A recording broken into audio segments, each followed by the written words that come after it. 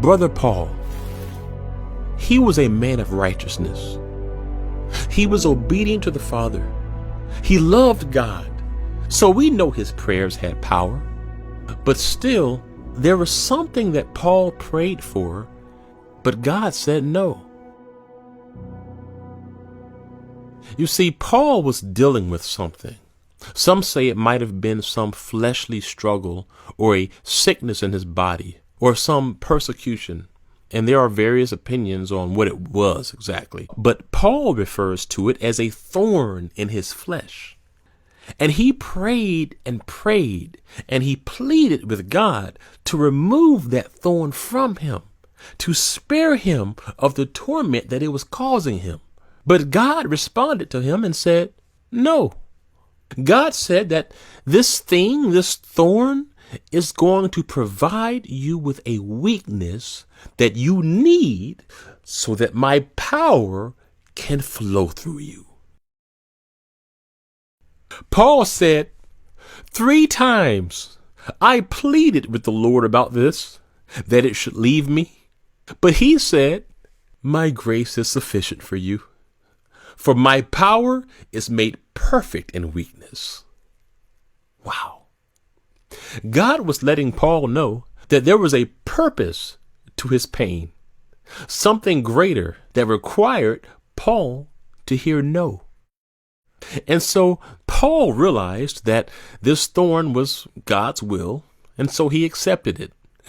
And he said, well, therefore, I will just boast all the more gladly about my weaknesses, so that Christ's power may rest on me. And if you study the life of Paul, whatever that thorn was, we know one thing. God used that man powerfully. God used him to heal many. God used Paul to travel and preach the gospel to thousands in his lifetime. And it was largely because of that thorn. But here's the amazing thing.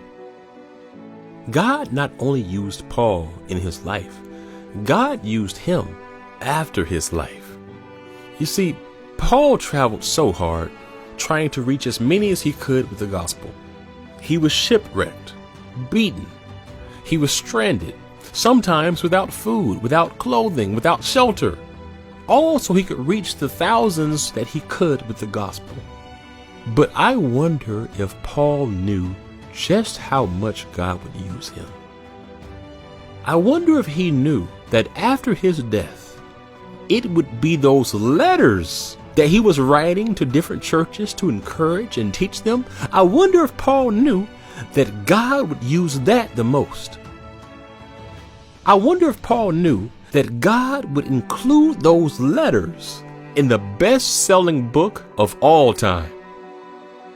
I wonder if Paul knew that God would use those letters to minister to more than thousands, but billions of people over the centuries. You see, Paul might have prayed for some temporary relief, some comfort. And if God had granted him an easier road, his ministry likely would have been lacking the power it needed to reach the billions that it has today. The point is this: even when God says no, if you love him, you can rejoice, because that just means he has something better in store, something far greater than you can even imagine.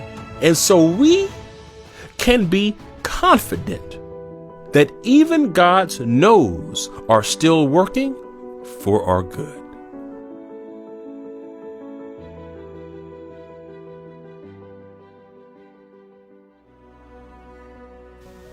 Not that I complain of want, for I have learned in whatever state I am to be content. What a lesson. Oh, Paul, teach us. Teach us. I know how to be abased. He's been in prison many days. He's been in the sea a night and a day, floating, wondering if he'd drown. He's been stoned. He's been beaten with rods. He has been whipped with 39 lashes 5 times. Imagine what that back looks like. One time leaves your back like jelly. It heals after a few months. It happens a second time. Heals slower after a few months. Infection, fever. No antibiotics, no 911. Nobody understands. It heals. It happens a third time, same back. It heals. It happens a fourth time, same back. Slow, slow, slow healing. Now it's purple. And it happens one more time. That's the man who wrote this.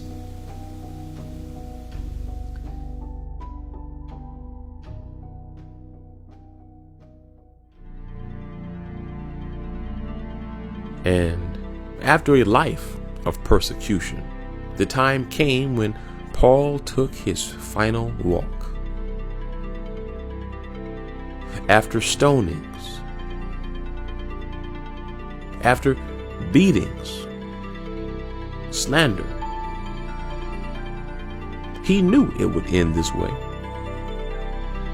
but he was ready. Because as he said, he kept the faith.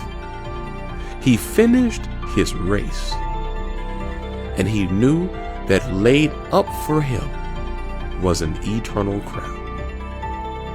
And so, friends, no matter what comes your way in the future, no matter what you are going through right now, we have to embrace the mentality of the first Christians who lived for the crown. Because when you develop that early church mindset, you become unstoppable, and you find that nothing of this life can keep you down.